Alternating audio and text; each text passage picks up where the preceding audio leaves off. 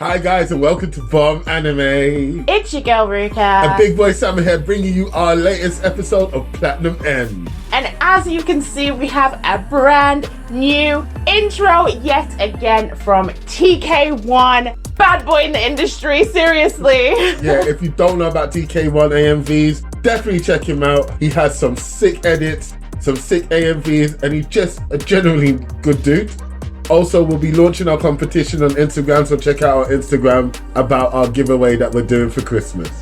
So, here we go to Platinum End. I'm actually going to lose it because Mirai's out here grabbing people's attention before showing off his white arrow. He could have attempted to use his red arrow, but didn't, based on his powers of deduction, I guess. But Mukai, you're not a thinker.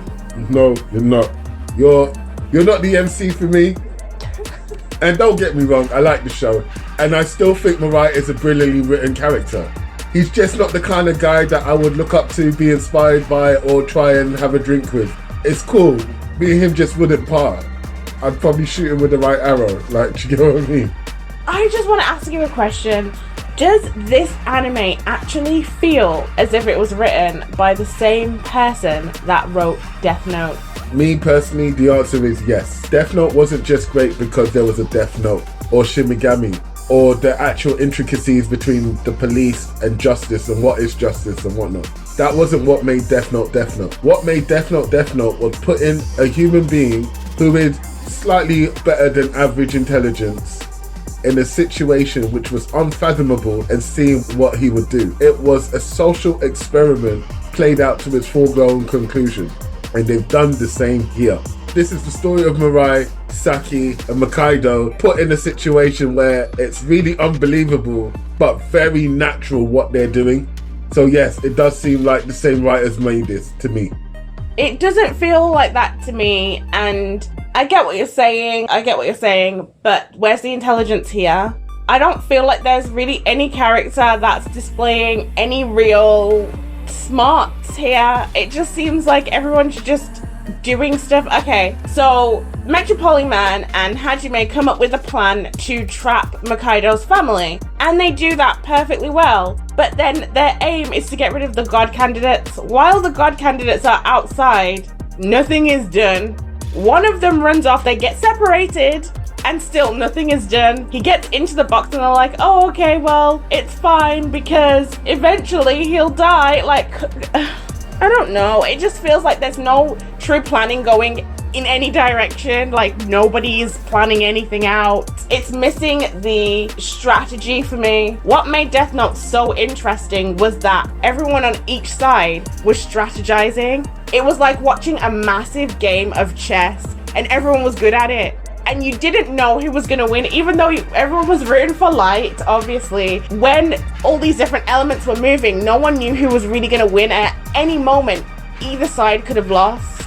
And it's true, look, with Death Note, certain things were introduced which completely changed the game. Right. I.e., Light losing his memory because of whatever. Misa coming into the picture in the first place, being a disruptor. Yeah. L dying. Like, right. Do you get what I mean? Like, there were so many factors that changed the game and made it very interesting constantly. Because yes, it was a chess game between Light and L, but it was also a chess game between justice and perceived justice. And the status quo versus a new way of thinking. And life versus death. It was a very good, well-written story.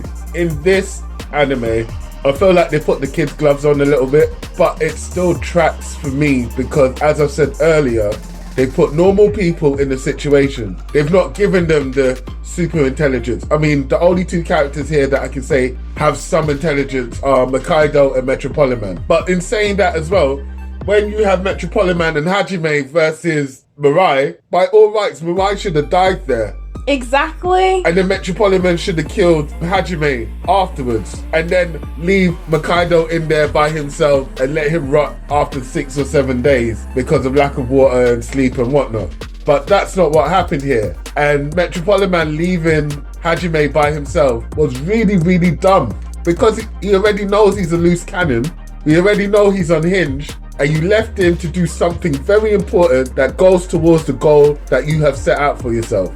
So yes, I get what you're saying, that the characters involved show a modicum of stupidity at times, but it tracks in my opinion.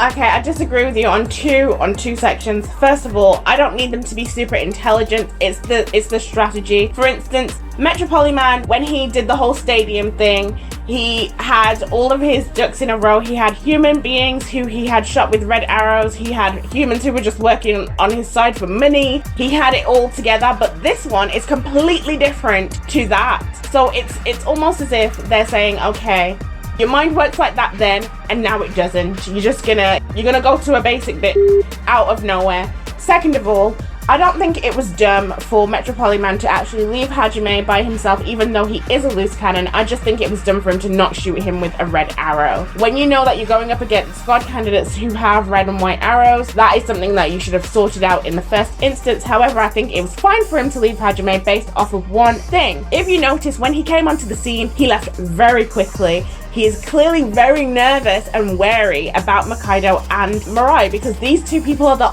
only ones who actually came close to killing him. True. Before, he had no contest, but now these two same people have actually put his life at risk. So I think that he was being extra cautious by staying away from them as much as possible, because they can do something that no one else has been able to do. Which goes back to what I was saying. Mirai should have been deaded when there's 2 against 1. Also, another thing, like you said, when he was in the stadium, he had all his ducks in a row. He had human beings, he had whatever. Now he's got multiple arrows and multiple wings that he can gift and whatnot. How is there not like an army of 6 or 7 guys just standing there ready to keep Hajime in check? This is what I'm saying about the strategy. It's not that he's not smart enough to do that. It's just that they just didn't do it. Yeah. And so that's why it kind of feels to me like this can't be the same creators, because, like, okay, yes, I know that there's some nostalgia involved, but let's just be honest, Death Note is amazing. Yes. I just feel like there should be a little bit more elements brought into this from there. I'm not saying this is a bad anime, I'm just saying that the weaknesses are quite glaringly obvious with Platinum End. Only when you compare it to Death Note. As a standalone, I have to admit, it's really good. No, even as a standalone, it has some issues. Go on. Like we just mentioned. This issue is just an issue of plot device and plot armor. What's Well, the other issue? either way, that is my issues with it. I'm telling you, those are the issues that I have. No, that's as fine. a standalone, even if I'm not judging it based off of Death Note, there are things that need to be a little bit elevated. With this anime, like, it just, you used girl A, like you said, gifted her the arrows, and now all of a sudden he's not doing any of that, and he still has all of these red arrows, white arrows, and wings, right? He has wings too, to gift. So I don't even know why he would be relying on Hajime in the first place. I don't know why he showed up. Like, there was no need for Metropoliman to show up then. If the aim wasn't to get rid of one of them at least, then why did he come to the party? Well, I don't know.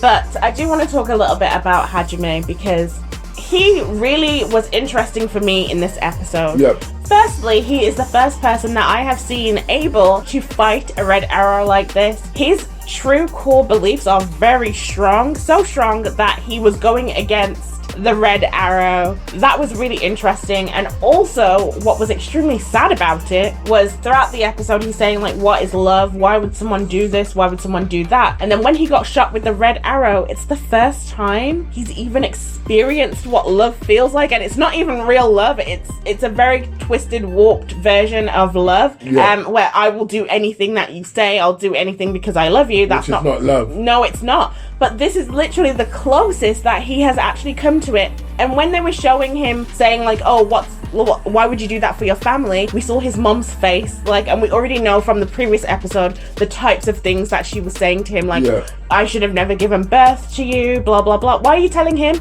You had your chance, okay? Yeah. You had several chances and options to not go through with this pregnancy, and even afterwards you could have also gone for adoption or something such as that. But here you are complaining to the child who didn't ask to be here and didn't bust his legs open.